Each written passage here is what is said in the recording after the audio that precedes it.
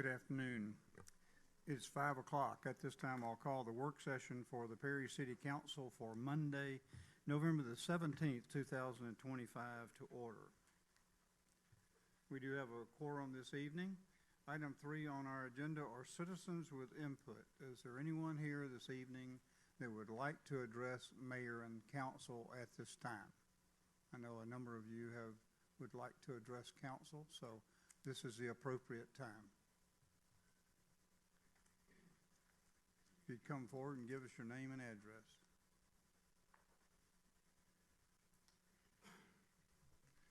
Well, my name is Lee Wingate.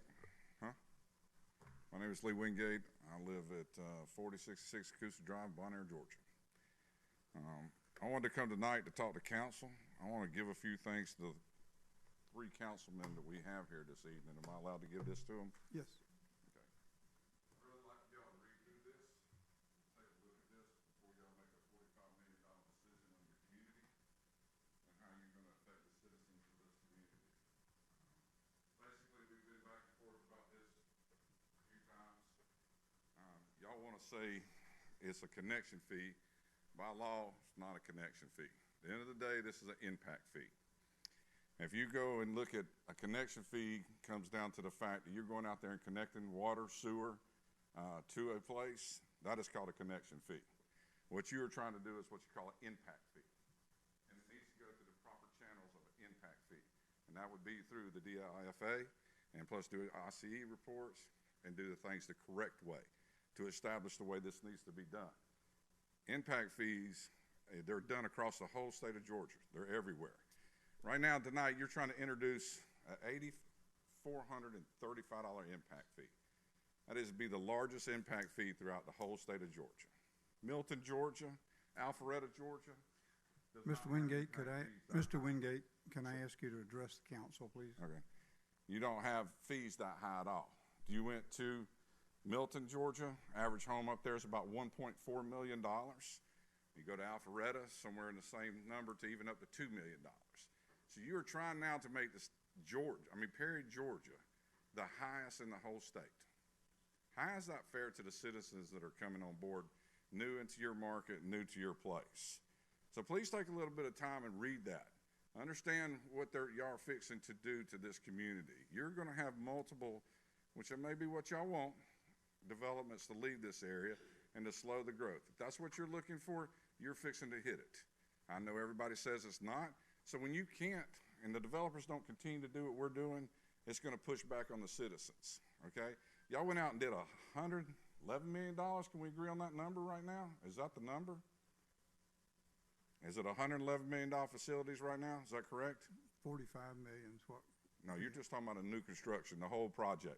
How much is the whole project? Because we get different numbers. We get told 45 million, 70 million, 111, 114. What is the total project right now?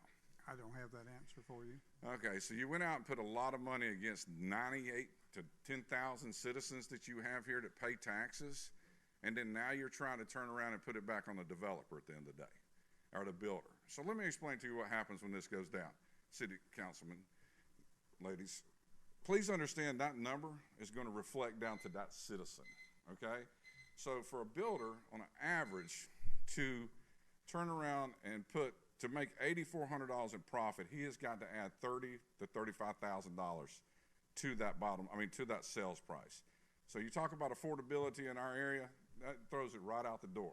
All because we built the facilities and we didn't think up front how we were going to spend this money or how we were going to collect this money.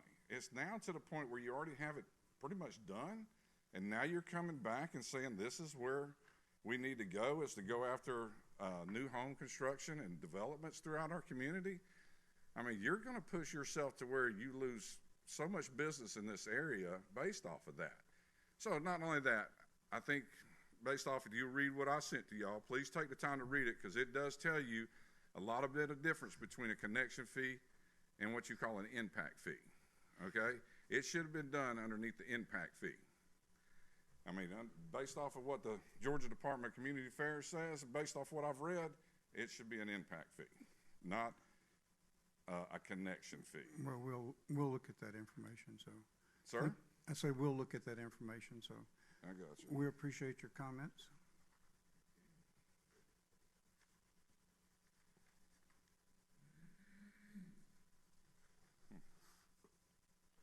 All right, please take the time to read this stuff. It's very informational to you council people, okay? Thank you.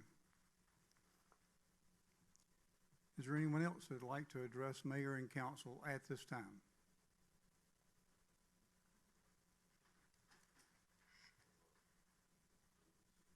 Anyone else? This is the only time we have in work session where the public has the right to address mayor and council. So if you've got comments, I would encourage those this evening. Thank you. Item 4, items for review and discussion. Item 4A is the Perry Area Convention and Visitors Bureau. 4A1 is a recent and upcoming campaign. Ms. Turpin? Good evening, Mayor and Council. All right, so thank you for letting me come before you tonight. I just wanted to give you an update on some of the things that Visit Perry has been up to over the past couple of months. Most recently, we just got back from the group travel convention in Owensboro, Kentucky, where we had the opportunity to meet one-on-one with over 50 different professional group planners from across the Southeast. All of these planners that we met with, not a single one of them currently brings groups into Perry, Georgia, or Houston County. So it was very interesting to talk to them, learn about what they currently are doing in terms of taking groups down through Florida. A lot of them are currently traveling to Georgia, but not stopping in our area. And so it gave us an opportunity to sit one-on-one with them and talk about the benefits of bringing groups to Perry, adding Perry as a stop on their itinerary, and discussing the potential that Perry has for group travel for these operators. So we had a really great time there. Unfortunately, like I said, whenever I gave you an update for IPW earlier this year, group travel and these types of things are typically a long game. So while this was more of kind of a speed dating thing, we do need to follow up with these group planners because most of them have already started making plans for 2027, 2028 group travel. So we have put kind of a bug in their ear to let them know about Perry, and we have a strategic plan to continue following up with them to get them to come here in the future. But this is a long game, and we look forward to keeping you updated on our strategy for this. And then also wanted to give you some more local campaigns that we are doing. In front of each of you, you have a sheet that has a new campaign that we launched recently called our Localisms. These are things that little buttons and stickers that we have thought of as a way to encourage conversations with the people that come to our booths. We've noticed in trade shows that a lot of people give out the same stuff. They give out pens, they give out notepads, they give out things that look exactly like the booth next to them. And so we wanted to take something a little bit different that would still be cost effective and convenient for us to travel, whether it's locally or around the state or around the region as we are talking about Perry. But we wanted something that would entice conversations and bring questions, and this definitely has already started to work. We have tested this at a couple of events so far, and it's been well received. You have examples in front of you of what the localisms are, but essentially they're things like Houston, how people pronounce our community, things about our buzzard drop, because a lot of people don't know what our buzzard drop is, why we have a buzzard drop, who Bob the Buzzard is, and different things about our restaurants, and just things that locals would get, but maybe visitors might not. And so it's inspired a lot of questions, it's kept people at our booth longer, it's brought a lot of laughs and a lot of inside jokes, and then also just taught people things. A lot of people don't know that the very first bus was built in Perry. So it's kind of opened a door for us to have more engaging conversations at our booth. And additionally, in front of you all, there are little viewfinders. This was another way that we were thinking when we go to trade shows and when we set up. We see everybody going digital. Digital is everywhere in every trade show that we go to. It's how big of a screen can you have? And we wanted to kind of explore a different route and take things kind of a different perspective. And so we have different reels loaded into each viewfinder. Some of them highlight our downtown, some of them highlight our festivals, our fairgrounds. Our restaurants is a very popular one. I always know when people are looking at that one because they immediately say that they're hungry. But it's been really well received, mostly by the younger demographic who actually didn't play with these as kids, which has surprised me. But it's also just kind of a neat conversation starter. It pulls people in. We are not actively giving these away to people, but we're inviting them to come to our booth, take a look through the pictures, explore Perry in kind of a different way. And these are just some campaigns that we've been doing recently to try to think outside the box, show Perry in a different way from the other booths that are next to us at trade shows who are conventionally staying on the same trends. And so if you have any suggestions, feedbacks, thoughts, anything like that about any of our localism campaigns, we are all ears. And then lastly, not to take up too much of your time, we have some things coming soon. Obviously, we're wrapping up 2025.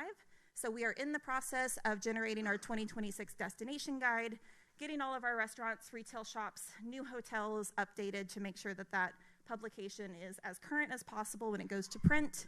We are also updating the 2026 events magnet calendar. We already had people at the farmers market this November asking if we had it ready. So the locals love it, the visitors love it. That should be here hopefully by the time we set up at the farmers market in December. And then of course at the buzzer drop. And then also our hospitality partner wall calendars, which were a really big success this past year. We give those out to our hotels, our restaurants, our retail shops, all of our attractions, and anybody who might interact with a visitor to help put in their stock room, their storeroom, anything like that, where their staff and their team can reference it and stay up to date on what's happening in Perry. It also includes tips and tricks on how to get the most out of your relationships with our community partners. And so those are all projects we're currently working on, as well as some campaigns coming up soon. Fortunately, the furlough has ended, but unfortunately, we have heard from a lot of our hospitality industry that they did take a hit during that time and that they are still seeing overall a slowing of shopping, staying in hotels, restaurants, and we want to make sure that we're doing anything and everything that we can to be supportive, especially of our hotel industry, as that's how we're funded. So we are meeting this week to discuss launching a new campaign called Dream and Dine, where we would be working with our hospitality partners to help the visitors who are coming and staying in our hotels receive an incentivization for picking Perry over our neighboring communities whenever they're spending the night. So they can spend the night in one of our hotels, submit their receipt for their lodging, and then also dining in Perry, and then they would receive a Yifty gift card. So this campaign very much mirrors Downtown Perry's successful Drink and Dine campaign that they've had the past several summers, but tailored to be more of a hospitality visitor experience. And then early next year, we are looking at launching 2 restaurant weeks. We are looking at launching a Perry Pie Week that would promote Perry's pizza, pie, and everything in between. That would be in March in celebration of Pie Day on March 14th and run for about a week. And then also the Easy Peasy Pimento Cheesy Passport that we would be launching in April, featuring all sorts of pimento cheese sandwiches and different things that we have throughout Perry. We have actually a lot of restaurants that have very unique pimento cheese dishes, and this would be on Pimento Cheese Day as well as during the Masters, and also coincide with the Dogwood Festival. So these are some of the things we have going on.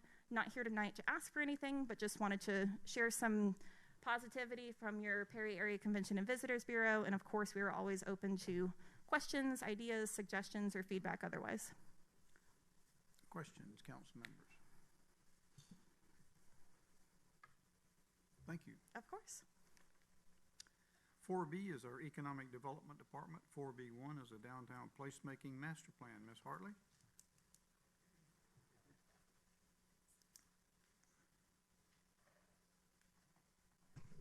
Thank you, Mayor. Mayor and Council, if you recall, about 2 years ago, the City of Perry pursued the Georgia Economic Placemaking Collaborative, which is a 2-year cohort program through the Georgia Municipal Association to put forth placemaking at the forefront of strategy for our downtown community, specifically here in Perry.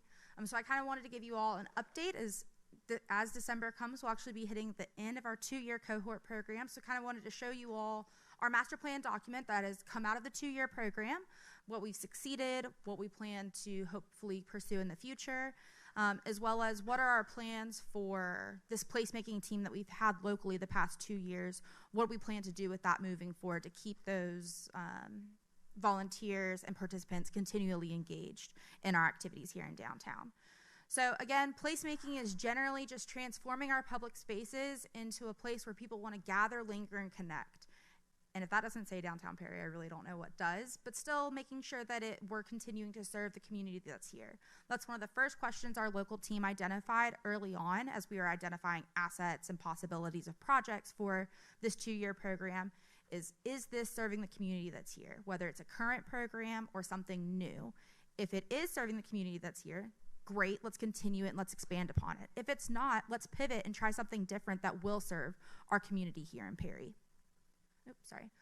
So the placemaking committee is committed to a couple of different things, including creating engaging public spaces, improving walkability and accessibility throughout the downtown district, supporting our small businesses in all the efforts that we do, engaging community input, and then implementing data-driven strategies that along with the city's vision and other strategic plans. Specifically, this placemaking master plan and the work that we've done over the past 2 years does tie into the city's master plan, or the city strategic plan, specifically on the quality of life focus area component. And then additionally, it addresses the Downtown Development Authority's master plan and multiple different implementation strategies, such as adding family-friendly public spaces, enhancing downtown alleyways, and the encouragement of public art in the downtown district. And in the DDA master plan, one of the implementation strategies and outlines was actually participating in this cohort to begin with. So that's kind of why I, as downtown manager, pursued that for the city, and why we completed this 2-year cohort come December. So the first year of the program is identifying sites and assets for these possible placemaking projects. And these were the 5 sites that our local placemaking committee identified: the City Hall lawn, the Perry Farmers Market parking lot area, Welcome Park, the city-owned green space by the Perry Event Center, and the south side of downtown. These different various places and sites were identified for a number of reasons, mostly those that have potential to see something new or the potential to be reactivated. That can be easily said for the Perry Farmers Market that operates as a public parking lot, except for Saturday mornings when it's activated with a pop-up farmers market. Welcome Park is a passive green space with strong foundations, but very few residents actually know where Welcome Park is. So we want to try to pursue projects that are more identifiable and activating of these spaces. So some projects that have been completed that address some of these sites and assets and the overall goals of our placemaking project, or placemaking initiative. One of the things that they've taught us over our multiple retreats with the Georgia Municipal Association is lighter, quicker, cheaper. And so that's always some of the first projects they want you to implement that can kind of show that activation and show that community buy-in. So these are 2 of our lighter, quicker, cheaper projects that we did pursue quickly after joining the program. So one was bike racks, upgrading the bike racks downtown and adding new bike racks. So the updated ones were the ones on Carroll Street, like that pinpoint there. The other ones were just black circles that really didn't have any identifying features or color to them. So we upgraded the one there that can be seen there, and then the one in front of the chamber building was also upgraded similarly. And then a new bike rack was actually placed on the south side of downtown on Main Street by Ghost Runner Pizza, as we see more continued private investment there, and as the south side of downtown was identified as one of our assets, that's one of the places we identified to pursue placing a bike rack. Another one of our lighter, quicker, cheaper projects was the community nature loom. The goal was to bring the community together through a temporary art project. So that is exactly what we did. We got donated flowers from many of the businesses that use fresh floral arrangements on their tables and in their shops, and collected those after they had their life in the businesses. And then we set up at the farmers market, invited community members to create this nature loom, this flower loom, and then it was temporarily installed and hung on the side of the Perry Players building until the flowers wilted more to the point of the end of the life of the project. So again, people were able to participate in a project and then see it activated and shown off to the community. Again, addressing that one of those sites or assets that we identified early on. Some other projects that have been activation-wise, and some that are still coming, was the Live at 5. The goal was to activate the sidewalks and streets after regular business hours. So typically when people think of placemaking, they automatically think of public art. It's not just that. It's activating the space where people are and meeting people where they are. So this is one way that we did that, with pop-up live music to engage the space and to make people feel more welcomed after regular business hours. And then secondly is the Welcome Park activation. Activate Welcome Park with engaging public art or other elements. So the musical instruments council approved just a couple months ago. And I do have an update on that. Those instruments and that equipment is expected to ship out by the end of the week, and then it'll get installed by Public Works once it arrives. So that project is nearing completion. So a couple of the future projects and considerations that we are hoping to move forward with, even when we hit our alumni status of the Georgia Economic Placemaking Collaborative, is doing phase 2 of Ball Street Alley. You know, a couple years ago, Main Street invested a lot of money in cleaning up all the overgrowth of that alley. So we want to bring some more vibrancy to that area with this phase 2. That's some inspiration from another GEPC alumni community of Brazelton, of something that they did with their community. Second is phase 2 of Welcome Park. So the Main Street Advisory Board and our placemaking team have identified that, yes, we're installing some cool musical instruments for families to enjoy and to activate the space, but we might need a place for those people to sit down and take a break, especially when we have our hot summers here in Perry. So that's what we're looking to pursue with phase 2 at Welcome Park, and we will also be pursuing a second-year grant through the Georgia Economic Placemaking Collaborative for that project as well. Another project is pole speakers. This is also underway. We're hoping that the equipment will arrive to our provider in the early December for that project to continue. Again, creating a more welcoming atmosphere and creating a more sense of place when we can have some ambient music throughout downtown. And then additionally, we're also considering some parklet upgrades. This is just an inspiration picture of what Swanee did. So while we have done some lighter, quicker, cheaper projects, we do have some bigger and larger projects and considerations that we're exploring on the horizon. So again, this is just more so a fully fleshed out action table of those future projects, categorized by short-term or long-term, what partners will be involved in the project, estimated cost or funding or timelines, and then also a maintenance plan, because as councils always made sure that when we're considering new projects, what's your maintenance plan? What's the long-term plan or the long-term cost that this is going to do? How is it going to be funded? Who's going to maintain it and take care of it in the future? So we made sure to include that in our action table as well. So funding and partnerships, we couldn't do any of the work that we do without the support of the Downtown Development Authority and Visit Perry thus far. Moving forward in the future, we foresee some partnerships with the Houston County School System, continued partnerships with Visit Perry, and the DDA. The Main Street Advisory Board has been the main funding source for all of these placemaking projects thus far, and will continue to be the main funding source for all of these projects. The Main Street Advisory Board is self-funded through fundraising efforts through their events. So that's something that we're very proud of, and when we talk about these placemaking initiatives and placemaking projects that we're doing downtown. So in conclusion, placemaking is more than the physical improvements and the art installations. While all those are great and do create a sense of place, it's a lot more than that. It's a lot bigger than that. It's about building community pride, telling our local stories, and creating spaces where visitors and residents feel welcome and can enjoy themselves. So moving on from here, we anticipate to graduate from the program after submitting some paperwork to GMA at the end of December. And from there, we really want to make sure that we are not losing our volunteers and our team that have worked so hard on some of these projects over the past 2 years. We've gotten feedback and involvement from some younger community members that may not have otherwise had stood up and had a large voice in some of the projects that we're doing downtown, so we want to make sure we keep them engaged. So we will be maintaining our local placemaking committee and making it a design and placemaking committee, as design is one of the 4 points of the Main Street approach. So maintaining that group, maintaining those wonderful ideas, and then additionally meeting on a regular basis and having an updated master plan is one of the requirements to maintain your alumni status with the Georgia Economic Placemaking Collaborative. So I'd be happy to answer any questions about this 2-year program we've gone through. Questions, council members? Yes, sir. I was glad to see your City Hall lawn kind of high priority. It really is it's the center of our community. It's yes, sir. Cool. I did have questions on the Welcome Park, because my observation is it's a beautiful park that nobody goes to. Do you have any kind of statistics or way of tracking? Do people even visit that place? I haven't pulled any recent data on it, but using Placer AI, we should be able to capture how many visitors that area has. And of course, once our musical instruments and stuff like that get installed, we will work with the communications office to kind of make sure that that's showcased and highlighted so people know that we made a public investment in this area and to encourage people to visit it. So I'd be happy to pull some numbers for that for before and after as well. Okay. You mentioned that you're funded through events. Yes, sir. during the year. What do you raise annually for?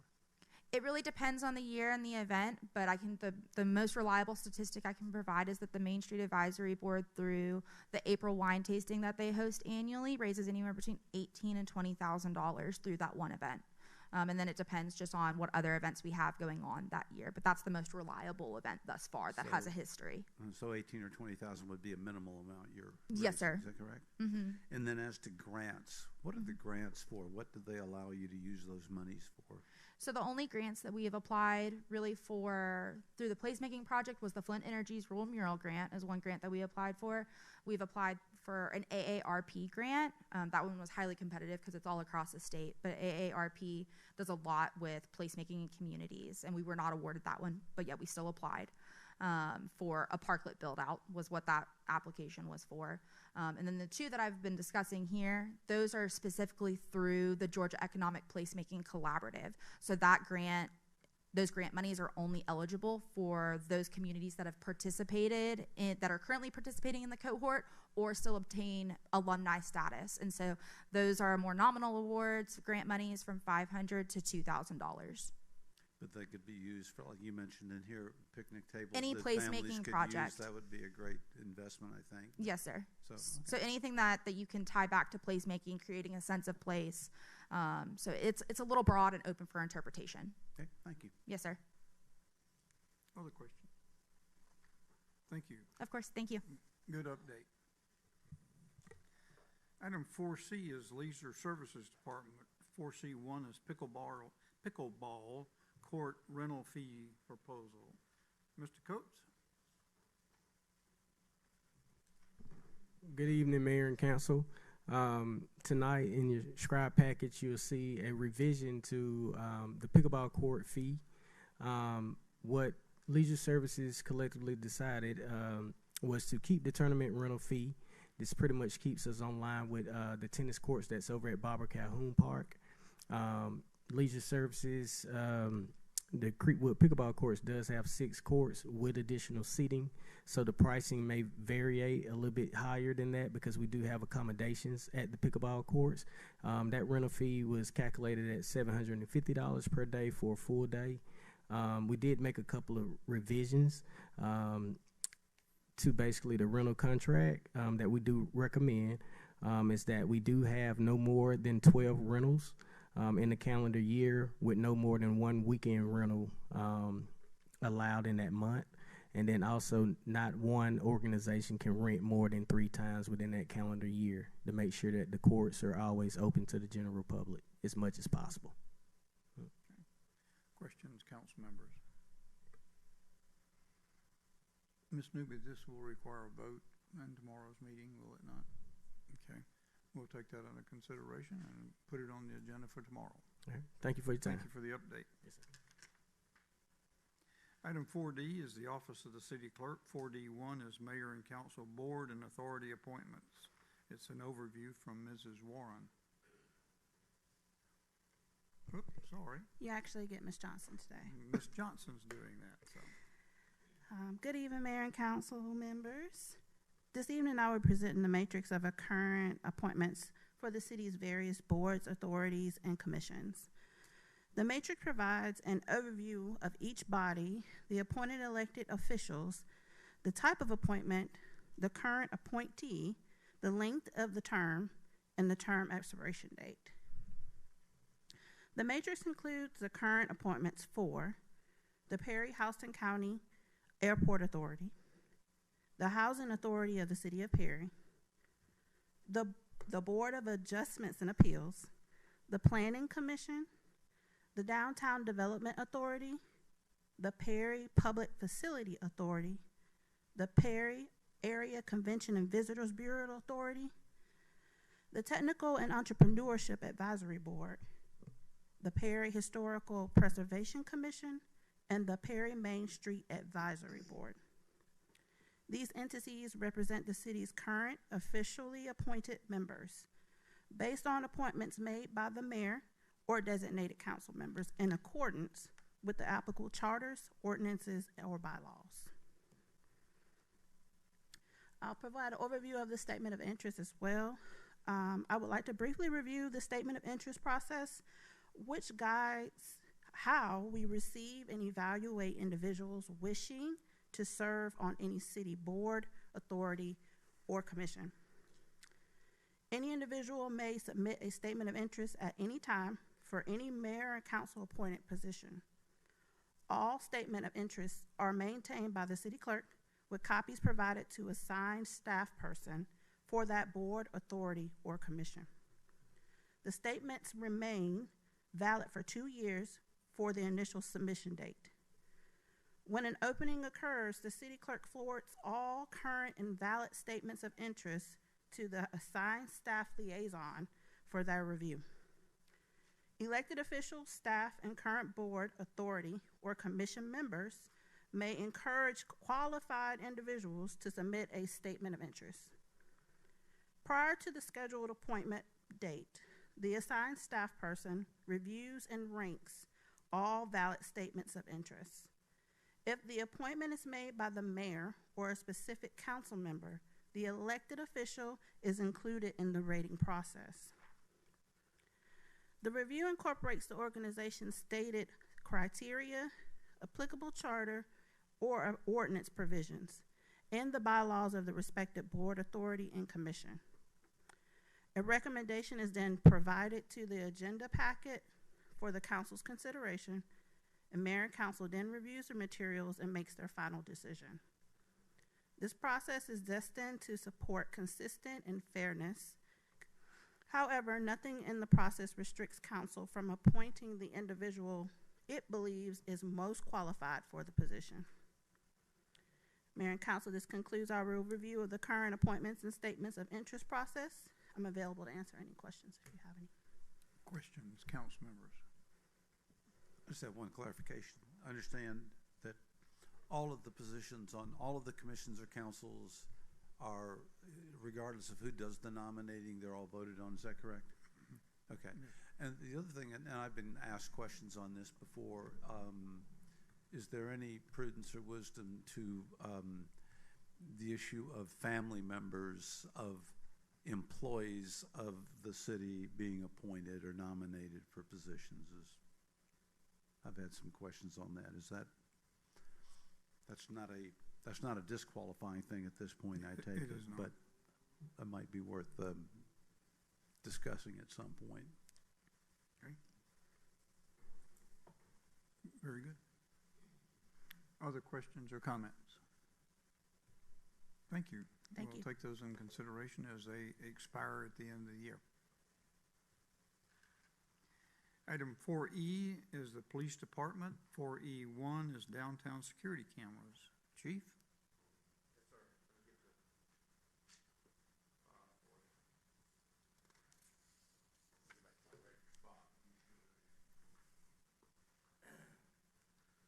Good evening, Mayor and Council.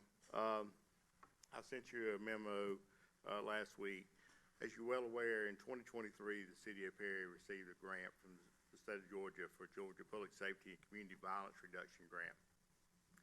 As part of that grant, we looked at placing cameras in our parks and around our city facilities, particular facilities we rented, to help provide security and deter criminals and apprehend those crimes that may occur. During the process, at some of our passive parks, we ran into the situation not being able to provide power in a cost-effective manner. So we looked at a solar panel system, and those solar panels were what we thought was going to be 12 inches or 14 inches square. Turned out to be, the size of a small desk. So they did not have a very appealing look in the parks. So we relocated some cameras around, added some to our larger parks, and our water service treatment plants, sewage treatment plants. But we came up with 3 left, and due to the number of events we have in downtown Perry, we thought it was a wise idea to look at placing some cameras in the downtown footprint. So when we talk about cameras, you know, we have these all over. You'll see there's downstairs in this building, that's outside the event center. So it's not a large deal. Of course, that bracket's a little big because it's sitting on a corner. But what we'd like to try to do is place 3 cameras in the downtown footprint. 1 on the light pole here in front of City Hall that would actually help cover Jernigan Street and part of Carroll, the 800-900 blocks of Carroll. The second location would be at Main and Ball on the traffic light pole, which the city owns there at the intersection of Main and Ball, which would help cover Main Street, parts of Ball, City parking lot, and the City Hall parking lot area.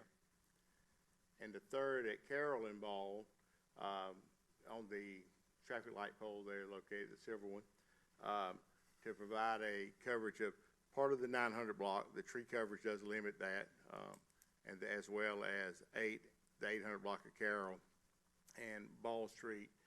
Now, it will not provide full coverage for downtown. The cameras were paid for through the grant. We believe with the number of events we have here that this is a great opportunity to help provide security and safety, not just during the events, but for the merchants themselves.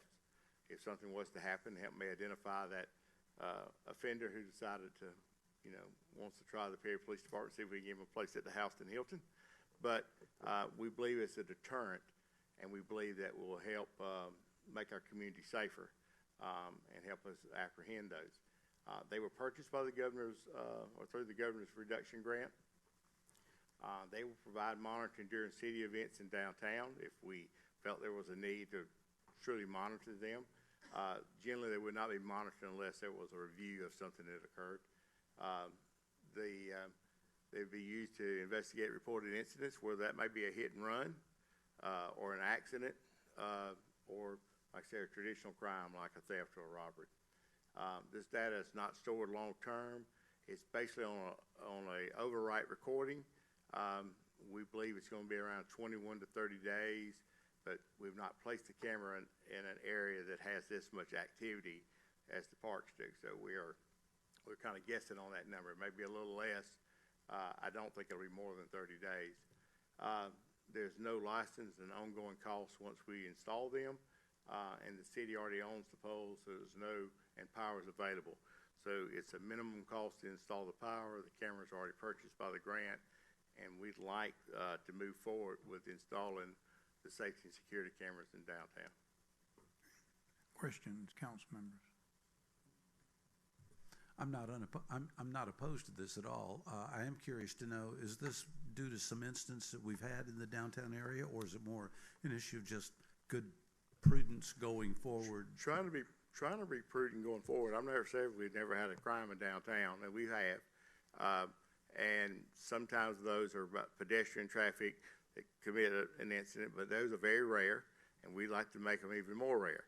So we think this would help do that, but also, if it does occur, it would help us identify that suspect.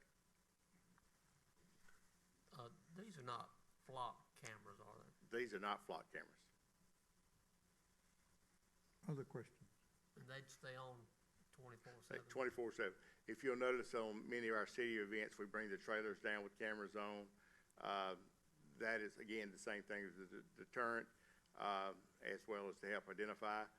We would not have to bring those. We may still have them in some outlying areas, but these cameras will be mounted. Most communities today are looking at some type of camera system because you got to figure out how to do more with less. Ms. Newby, will this take a vote tomorrow? Okay, so we'll add this as a supplemental item to the agenda tomorrow. Yes, sir. For a vote. Thank you for the update. Item 4F is Finance Department. 4F1 is a discussion of implementation of the sewer connection fee. Mr. Worthington?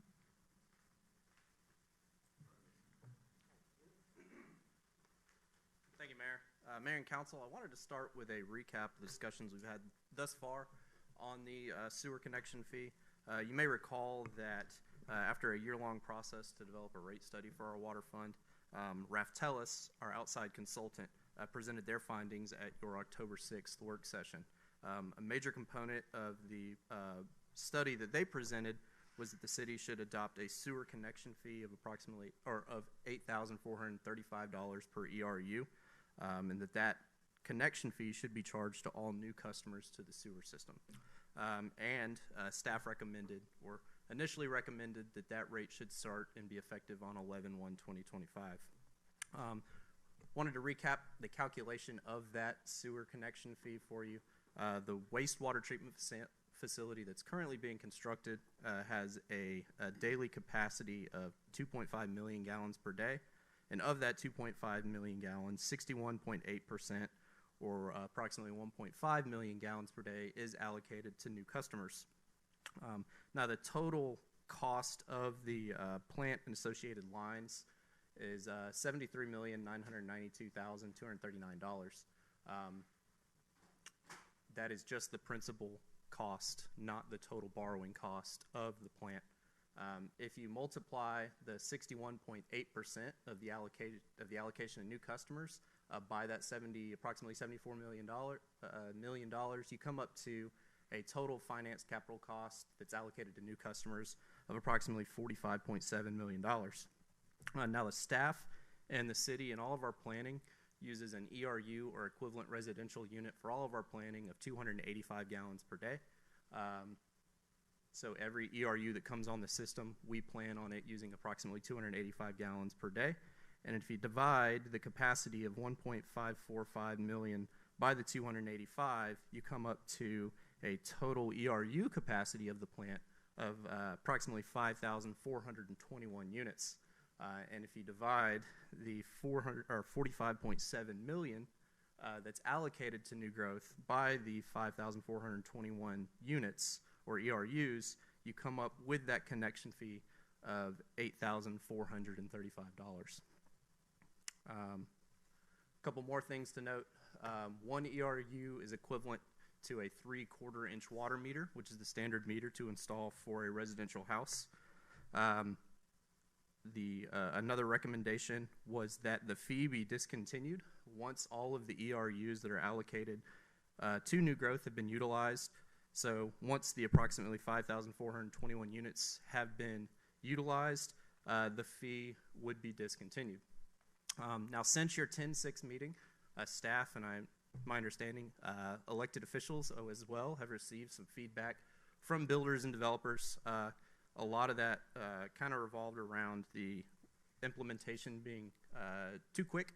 Essentially, the builders aren't able to eat that fee or really adjust their marketing or pricing to accommodate such a fee. So taking that feedback into consideration, staff went back to Raftellus. We adjusted the model to see what we could do to maybe phase in the connection fee instead of all of it start on 11/1. We did two things. Number one, we kicked the effective, what staff is recommending is you kick the effective date back to January 1, 2026 from November 1st of 2025. And also that we phase it in so that on January 26th, we do a 50% implementation of the sewer connection fee, or $4,218 per ERU. And then on January 1, 2027, we implement the full sewer connection fee of $8,435. And the question of how is an ERU determined in the fee structure that we propose, it's determined by the water meter size that you install. So a standard 3/4 inch meter on a residential unit, or any type of development, a standard 3/4 inch meter would have an ERU, or meter equivalent factor, of 1. So they would be charged either the $4,200 on January 1, 2026, and starting on January 1, 2027, they would get charged the full $8,435. And as the meter size goes up, the thinking there is the capability to put more water into the sewer system to be treated would go up. So that's how we came up with those capacities.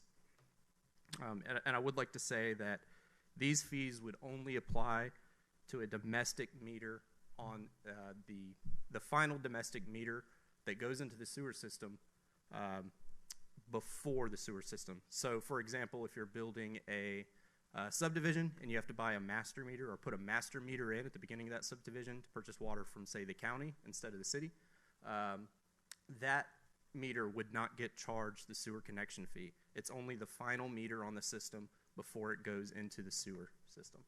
So if you put a 6-inch meter in at the beginning of a subdivision, you would not get charged the $140,000 or the $281,000.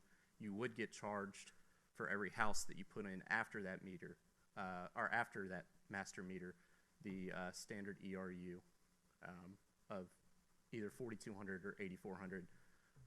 This also does not apply to irrigation meters because irrigation meters do not feed into our sewer system, so there would be no sewer connection fee for that meter.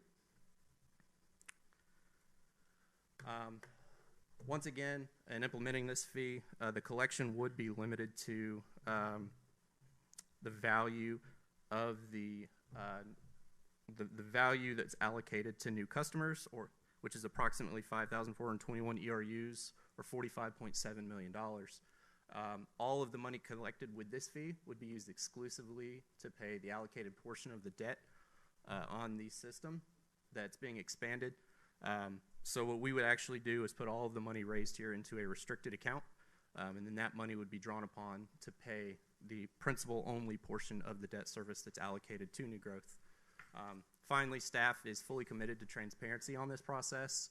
So each year, we would be committed to producing a report that shows the current and total collection amount of this fee. That would be maintained annually, and I envision that going into our audit each year. Questions, council members? Yes, sir. I have a few. I feel like I've been chewing on this for half of my life already. So, on that first page, the capacity allocated to new customers, 61.8%. Could you explain briefly how you got to the 61%? I can, yes, sir. So while the new treatment plant is going to have a capacity of 2.5 million gallons per day, on day one in our planning process, we plan on shifting approximately 955,000 gallons per day from the current water treatment facility. Okay, so a third of Satterfield, which is pretty much the old pair, a third of Satterfield customers will be transferred to the new wastewater treatment plant. That's correct. That's correct. Or a third of the capacity. Well, the capacity, yes, correct. Yes, yeah, not the customers necessarily. But doesn't that free up then Satterfield to also really add back customers? I know it takes initial pressure off of that single wastewater treatment plant and begins to use the new one, but it also means that they will also have the capacity to add, growth maybe to the southwest or the northwest. That's correct. Yes. Is that correct? Okay, that was one thing, and I understand 73.9 million is the total principal debt, and that is basically a GFA fund, as I understand. Then there's the pump station added into that, which will service that, and that is a revenue bond. Is that correct? There's there's two GFA loans. There's the $50 million GFA loan, the $6 million GFA loan, and then a series of PPFA bonds that make up that number. And what those projects are the actual plant itself, the East Regional Pump Station that you referenced, which is essentially the second GFA loan, the $6 million loan, and then all the associated lines to hook the new wastewater treatment facility to the current system. Okay, good. And then the total capital cost allocated to the new customers, which this model is promoting to be paid for through new development connections, is the 45.7 million, correct? Correct, yes, sir.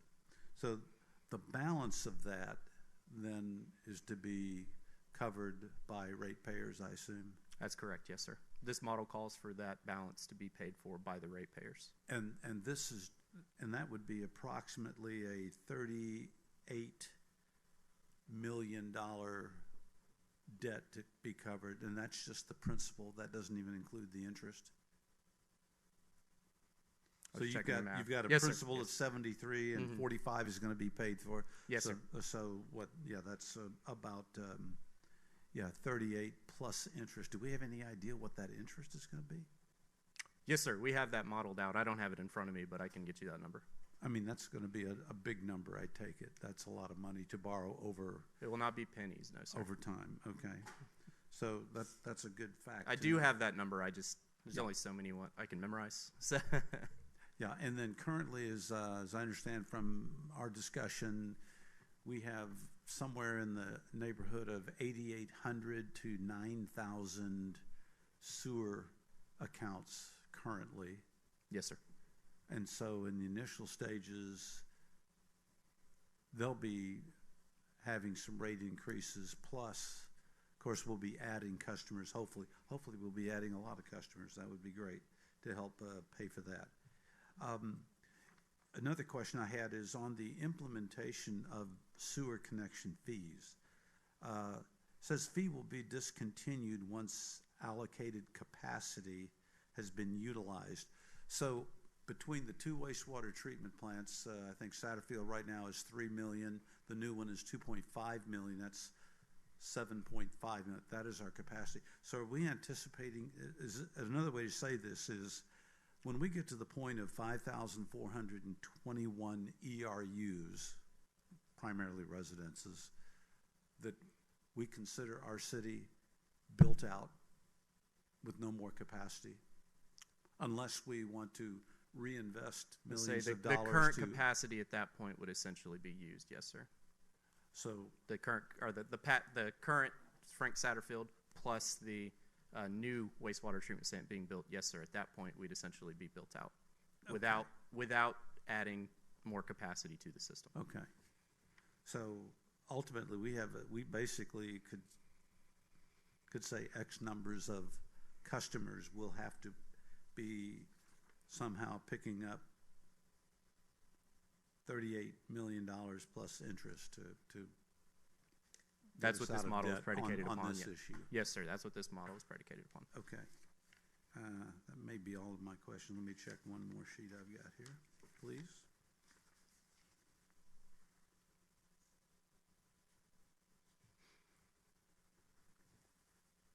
Okay, that's all the questions I have for right now. Thank you. You're welcome. Thank you. Other questions? Yes, ma'am. I don't have a question, but, can I do my recommendation now? Yes, if you would like. My Given, recommendation is that we table this until the whole council is here in December. okay. We have a recommendation that due to the fact that tomorrow night, where we were scheduled to take a vote and given some feedback that we've gotten, and we had talked about potentially making sure that all the council members are here. Tomorrow night, I know that 3 of them will be absent. So given how critical this vote is, I would accept that recommendation if that's Yep. what. I would second that and just add the comment. I totally agree. I think we need all hands right now. I mean, tonight we have one member from every district missing, and so that would be great to have their input. I'm sorry they can't be here tonight for this discussion, but I also think, in fairness to what we've heard in the big paper we've been handled here, it'd be great to kind of digest what we've heard tonight, and also in the process, I mean, it looks like only half of our debt roughly is being covered by the proposed model through the development company. The citizens here and the ratepayers are going to be paying the other half, and how we can massage that, how we could maybe flex on some of our funding. I think that would be a real good discussion worth having. So I would agree. That is our commitment, is ongoing. So Ms. Newby, in pre-council tomorrow, do you need a recommendation to table that issue? Yes, sir. Okay, so the recommendation is that we would make that request tomorrow in pre-council when we go through the agenda. Okay? Yeah. So, And maybe I would add, maybe at the next work session, 2 weeks from tonight, this could be another point on our agenda, just because there's so much here. I mean, this is more than $100 million decision. I mean, the numbers kind of fly around, but that would be good. Well, I would like to say that the numbers do not fly around because we've always worked with the number that we've been outlined here. And so that's the number that was presented tonight is the same number that we have used from the start of this discussion, so. Yeah, and I was alluding more to the comment that Mr. Wingate made. Yes. We were trying to say, what is our total debt? I think we know the debt principal, but the interest, I'd like to know what the interest is because that's what we have to pay off. Yes, sir. Okay. Other questions or comments? Thank you, Mr. Worthington. Thank you. Item 5 are council member items. Ms. Bynum Grace, you anything? Dr. Albritton? No, Mr. Peterson, anything? Mr. Smith, do you have anything for us this evening? No, sir. Ms. Newby, anything for us? Department head items. Ms. Wharton? Mr. Worthington? Nothing further. Mr. Coates? Yes, Mayor and Council, I would like to remind everybody, the general public and yourselves, that this year, Perry Legion Services will be hosting our District 6 Youth Football Championships at Creekwood Park on Saturday. And also, we have completed the pickleball courts over at Creekwood Park for the community to enjoy. Thank you, sir. Chief? Chief Everidge? Ms. White? Ms. Birdshaw? Ms. Clark? Is there anything from the city clerk's office? Okay, thank you. Mayor items, I just remind everybody that our meetings are open to the public and we encourage your interest and participation in those. Our next meeting will be tomorrow at 5 o'clock here with a pre-council meeting with our regular council meeting at 6 o'clock. So we would encourage you to attend that meeting. At this time, I'll entertain a motion to go into executive session for the purpose of real estate and potential litigation. Motion is second. All in favor, please indicate by raising your right hand. We are in executive session at this time.